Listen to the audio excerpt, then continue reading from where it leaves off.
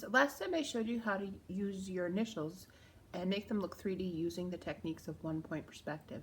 Today I'm going to show you some options for you to finish your picture, and you will either need a pencil, colored pencil, or crayon for that.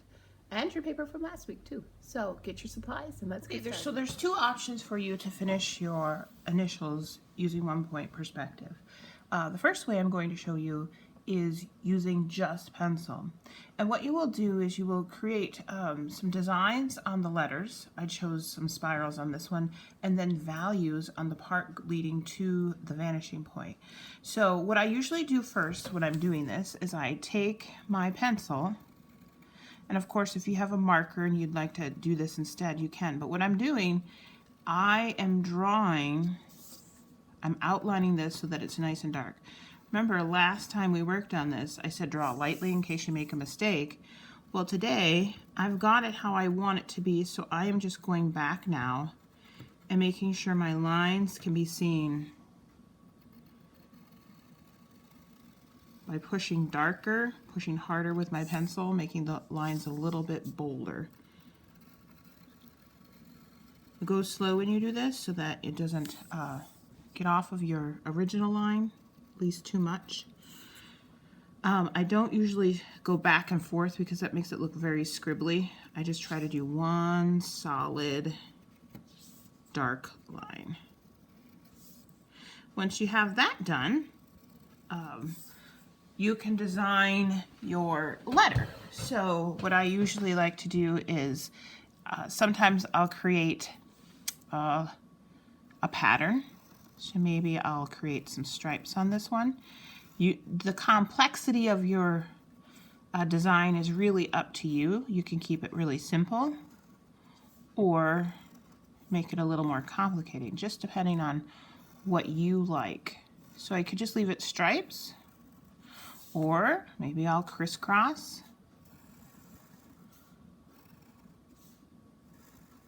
The nice thing about crisscrossing, now notice I'm just doing the letter, I'm not doing the sides or the part that's leading, converging, or intersecting with the vanishing point. So once you've got your design, you could decide if you want to shade any of those in. Maybe you want to make that a pattern. I'll show you what that looks like when I'm done because this takes a little bit of time.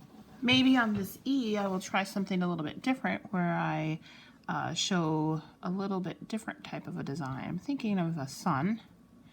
I'm not going to have room to draw the whole sun, but perhaps I can get part of my sun rays coming out the side.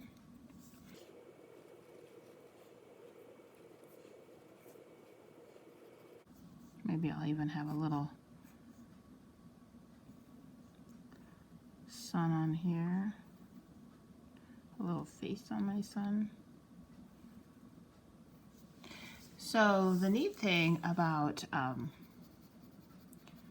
design, you're only limited by your creativity. So whatever you decide to do on the front of your letters is okay with Miss Porter.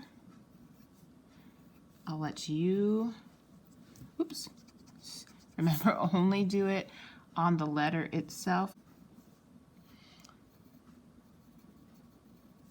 I think that looks kind of nice. To do the parts with that lead to the vanishing point, I always try to make the value change so that it kind of adds to the 3D effect.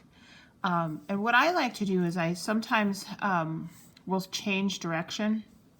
For example, since this E has kind of a horizontal line here, I'm going to try to color my values in going horizontal just to kind of match the direction of that letter. Now I always start off very dark near the vanishing point, and then as I go across or go up and I get closer to the letter, I'm going to create some medium values. I'm creating a gradual change, just like a gradual value scale that we made way back in the day. Now, if you need to go back and fix the edges, neatness does matter on this. If you get sloppy, it'll take away from that 3D effect. Now, if you have other parts up here that lead partially to the vanishing point, don't forget to color those as well. That'll make a big difference. So I always go from the bottom of my letter, and I figured these are going to be a little bit more in shadow just because they're underneath and in between. So if these can stay a little bit darker, that looks good. All right, and I'm going to do the same. I don't think I'm going to make this one quite as dark, just so that it looks different from this part right here. So you kind of have to make a judgment there about how much value change you want to have. Maybe a little bit. If it gets too dark, erase. Now when I do the letter C, it's very rounded here. So I'm going to try to create that round. One thing you got to be careful too about when you're shading with just pencil is watch the side of your hand. Pencil will rub off on your hand and then it will smear your artwork.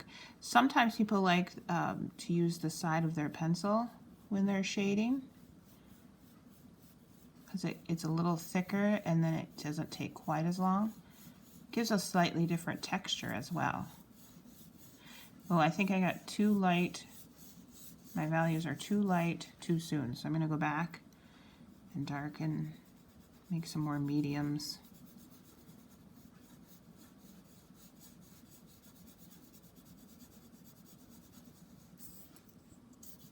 Since it's rounded, I wanted a little more value along the edge there. And I'll do the same thing here.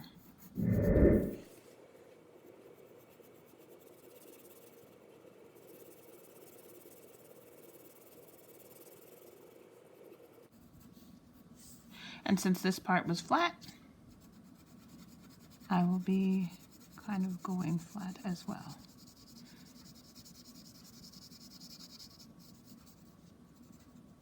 When you're done, you can decide if you want to add any more things to yours. If you decide you would like to do this with a little bit of color, I'm going to show you how to do that right now. So I've got my one of mine that I made last week. And if you're interested in doing something with color, you can use colored pencils or crayons to do that. And like before, I like to outline the area with one color. So I'll start by doing the letter first. The nice thing is when you switch letters, you can switch colors. But outline everything with the same color. So that means the part going to the vanishing point.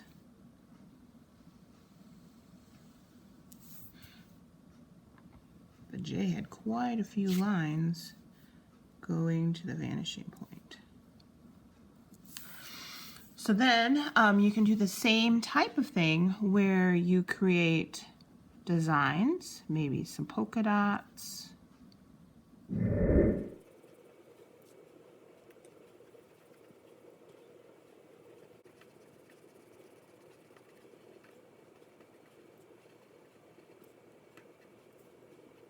And you do the same type of thing when you're shading. So start off with the darkest values at the bottom. And since this was curved, I'm trying to stick with a curve.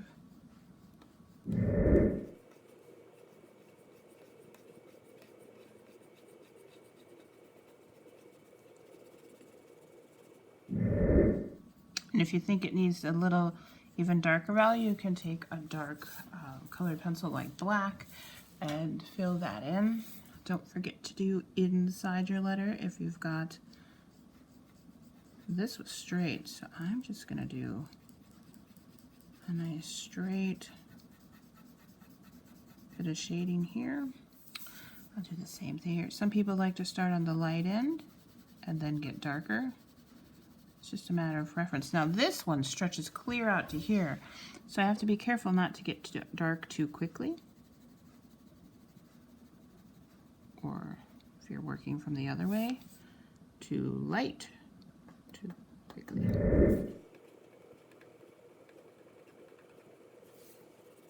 Clean up the edges when you're done.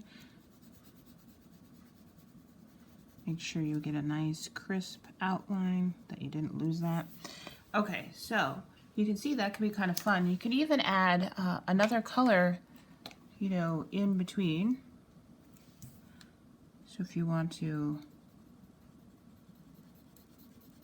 do that, I think if you're going to use color, use as much and as many as you can. I think the more color you're using it is better, but the color choices are all up to you, of course. If you are using coloring with colored pencil or crayon, keep neatness in mind, stay in your lines, and all that jazz.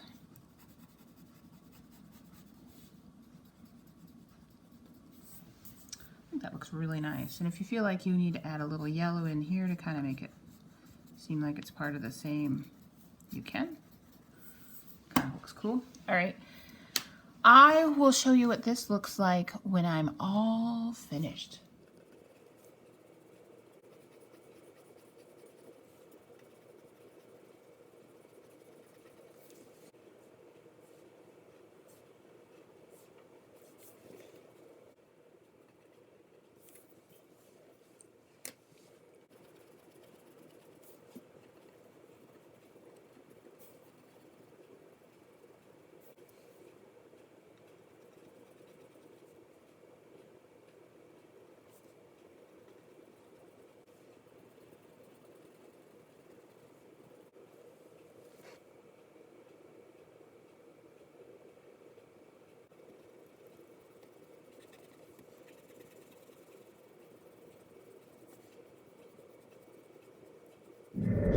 Oh, okay, so I've got most of this colored. If you feel like you want to color the background, you can do that too. I think I'm going to add a little smiley face on my star over here. So when you're finished, doesn't matter to me which way you have used colored pencil, crayon, or even just regular pencil. I think either way it looks really good. Whichever way you have finished yours, please send me a picture. Definitely, you need to show it to me on Seesaw. Otherwise, I can't approve your activity. If you would like to add a picture to Artsonia, I'll make sure to put another video on the Seesaw activity so that you can see how to use Artsonia in case you've forgotten. I will also try to put a link to the QR code for your school at the end of this Seesaw activity as well. Remember, the patterns are up to you. The colors, if you choose color, is up to you. But you need to show a range of value going from very dark to very light on the lines going to the vanishing point. The patterns and the designs otherwise are up to you. I hope you had fun, showed a little creativity with yours, and until next time, artists, I'll see ya. Bye-bye.